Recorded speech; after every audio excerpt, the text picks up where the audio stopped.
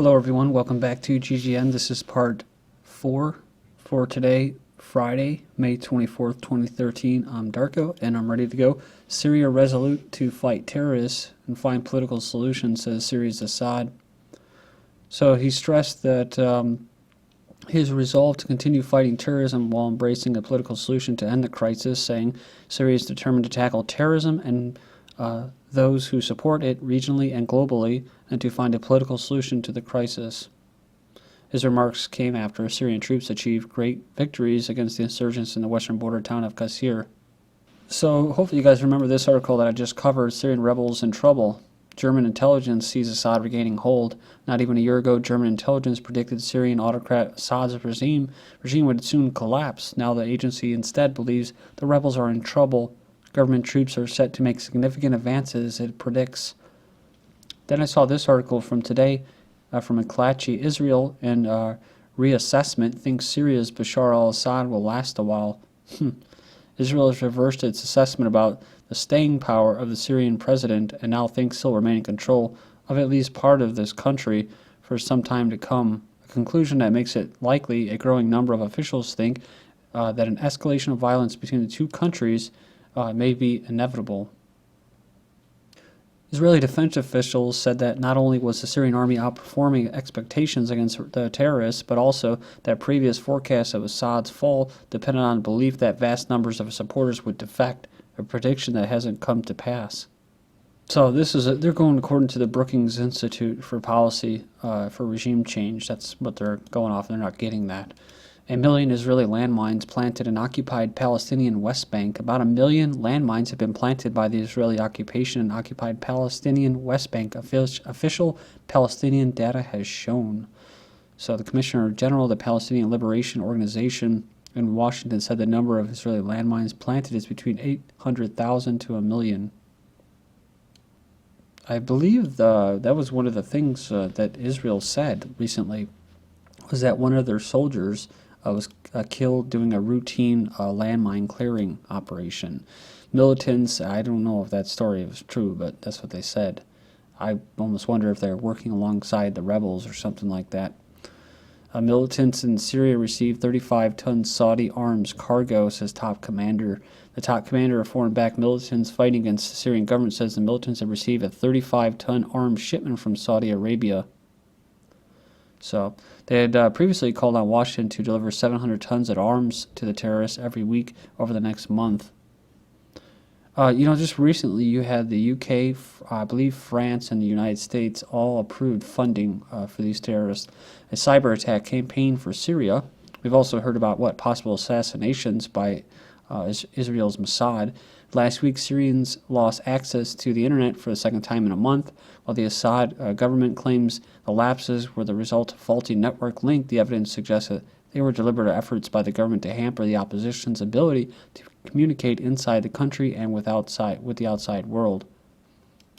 Remember that the Syrian Electronic Army actually sent something to one of the main U.S. news sources, Financial Times or something, basically showing them some footage from the rebel atrocities, what type of atrocities were taking place and being done by these quote rebels. Syria agrees in principle to attend Geneva II conference, says Russia. Says we note with satisfaction that we have received an agreement in principle from Damascus to attend the international conference in the interest of Syrians themselves finding a political path to resolve the conflict.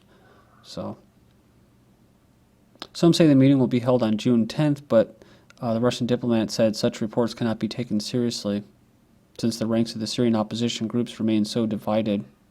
Credibility at stake as Syrian rebels debate peace talks, says June talks mostly opposed but not participating carries a risk.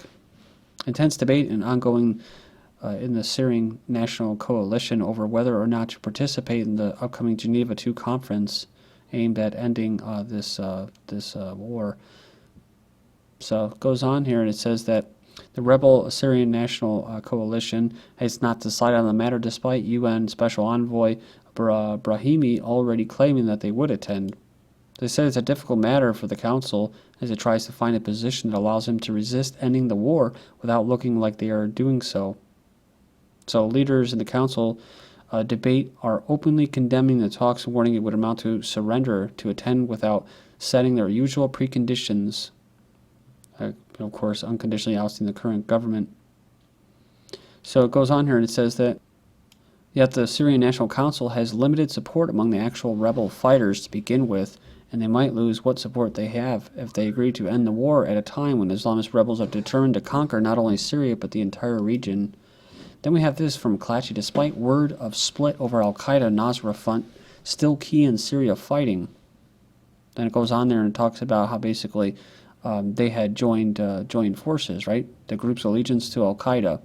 And so in this article, they actually say how Al-Qaeda is key. It's key in this operation, this terrorist operation, and they support it. Syrian civil war turns proxy war with military mobilization. It says as Russia's warships, weapons systems, and arms continue to flow into Syria, Israel is not about to let Russia, Hezbollah, and Iran tip the balance of power in favor of its border enemy. It says Israel is one of the key players in the region that is tempted to remain quiet and let NATO handle much of the Syrian civil war from Turkey without getting publicity themselves. That's what they're known for, right? Using other people to do their dirty work for them, hiding, behind the scenes. It says because of this, it's been primarily been concerned with a defensive posture so far, and the prevention of the terms restricting arms shipments to Hezbollah. But it says it's changing as Russia steams its way over with greater force, and U.S. fails to play a counter-Syrian role. So it says, has Russia beaten the U.S. with a decisive direct military engagement? So you can go there and check it out. It's a pretty good article. Kind of breaks it down if you don't really pay attention to this stuff. We've gone over it many a times, talking about allies and Axis powers. More killed in North Lebanon as Syria spillover grows. So just one last thing is, you had Russia just sending those missiles and stuff, and talking about a permanent Mediterranean naval presence. And of course, Lebanon, or Hezbollah, publicly saying that they're with them. That's the thing, though. I'm just wondering, I don't know if this is completely accurate, it's just kind of theoretical, is that, you heard Nasrallah and Hezbollah leaders saying, oh, yeah, we're gonna start helping Syria over in Lebanon on the border, and maybe they are. But I'm almost wondering if it's actually has nothing to do with organized Hezbollah. It has to do with just people that are pro-Shiite, pro-Alawite, or pro-Assad, and they don't want Western imperialism coming in, and they're just militias. But then you have Hezbollah saying that they're Hezbollah. And of course, when you do that, what happens? Well, then all of a sudden they get tied to Iran. I mean, we're talking about proxies and proxy armies and controlled opposition, like Hamas or Al-Qaeda.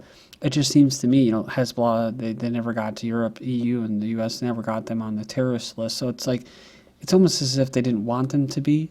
They could possibly be controlled, believe it or not, by Israel to basically use them as a proxy force, like as a buffer force between Israel and Syria. Of course, the U.S., the West, Israel, they're carrying out all these operations right on their doorstep, but they can't handle it all on their own. So, like I said, they have to use other forces. I was just watching a video about this Iraq and how it was under Saddam and that, and what's going on, and with the 88 war with Iran, and the Iraqi woman was saying that of course, all the people that are there now, al-Maliki and all the administration, they're basically the remnants of the looters that initially were there, along with the U.S. and all that helped loot Iraq, just cash, money, all that.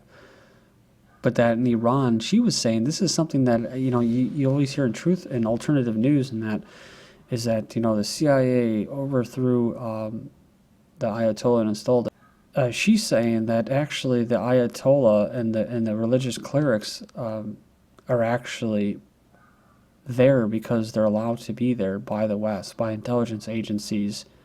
She said that the whole war could have been avoided had they not brought about the, quote, Iranian Revolution. So that's pretty big claims to make that she was making, but basically saying that the whole revolution was actually Western-induced. And I've always wondered that too. It's just hard to see things that are quote revolutions that happen, and then people actually have their own quote Islamic Republic, their own government and everything set up, and that it was grassroots. I just find it hard to believe, like I said, having a group like Hezbollah or Hamas or just whatever. It doesn't seem like anything's grassroots. It's all from the top down. It also kind of makes sense too as to why the more or the less hardliner Ahmadinejad was kind of having a lot of trouble recently. From this, it was interesting because from her perspective, she was basically saying the whole Iran-Iraq war was basically Western induced. It was brought out by the West. It was to bring down Iraq. She was going into Kuwait about what was going on with that, how they were provoking them, that Kuwait used to be part of Iraq, and that the West was doing that to provoke them. They wanted to obliterate everything that they had built.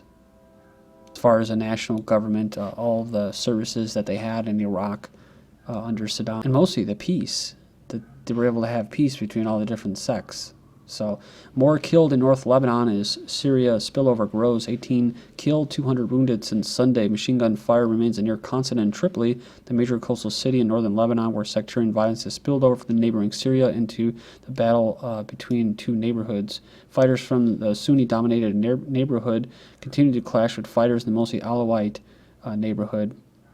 They started trading mortar fire as well. It says the Lebanon army has been deployed to the city but seems unable to stop the fighting. Obama and Blair must be put on trial at the International Criminal Court, says Noam Chomsky.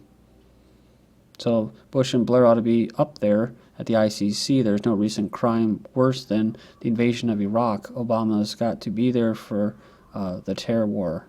The European Union approves sending border security advisors. The EU approves a mission to help Libya improve its border security. Marines on alert if U.S. personnel evacuate Libya. This is from the 12th of May, a little bit older. Just thought I'd throw it in there, but this is new. New Benghazi whistleblowers. Stevens was involved in buyback of Stinger missiles from Al-Qaeda. So I said that they were just basically arming these people that killed them. So more whistleblowers are coming forward, according to the diplomats. So his mission was to buy back Stinger missiles from Al-Qaeda groups issued to them by the State Department, not by the CIA. So it'd usually be a CIA effort, but the intelligence agency had opposed the idea because of the high risk involved in arming insurgents. And I've been talking about recently using the phrase separating people from their resources. That's what 10 years of Iraq, Afghanistan, death and destruction is all about. So they can separate the people from their resources, and they can divvy up contracts. So resource-rich countries cannot manage their wealth. That's right. Only 11 out of 58 countries rich in natural resources can effectively manage their wealth. So better go in there like in Somalia, right? Amazonian ambition, Rosneft signs another joint venture with Venezuela. So the world's largest publicly traded oil company is expanding its influence in Venezuela via a subsidiary of the national oil company. So the two companies signed a joint venture agreement to develop a river basin in Venezuela. So Rosneft's shares will be at 40%. The remaining 60% will be owned by the Venezuelan national company. Mali rebels bombed French uranium mine in Niger and killed 26 Niger soldiers captured in secondary attack. Said here that they attacked 2 sites in Niger today, including a French-operated uranium mine near Arlit and a Niger army military camp. I believe the EU just approved troops for Mali. Bolivia lets President Morales run for re-election. Bolivia's Congress has passed the bill allowing President Evo Morales to run for a 3rd term after the country's highest court had earlier approved the measure. Morales is the country's first indigenous leader, said he's not sure whether he'll stand for re-election. However, he has strong support among the poor and the indigenous population. So these are one of the people that you would want as far as separating the people from the resources. The type of person that you would want to represent you to avoid that. Pakistan's military and incoming prime minister agreed to stop the U.S. drones.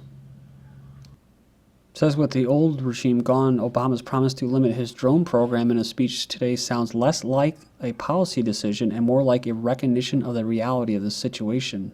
Obama says drone use is legal and effective and just. Imagine referring to Al-Qaeda, the same ones that they're funding. We are at war with an organization that right now would kill as many Americans as they could if we not stop them first. New precedent is being set. Armed domestic drone strikes will soon be a reality. Check it out. Chechen dad slams FBI over death of son who feared he would be set up by the feds. Can't make it up. 2 FBI agents involved in killing Tsarnaev have been killed during a training exercise. And DHS says selling counterfeit goods is now terrorism.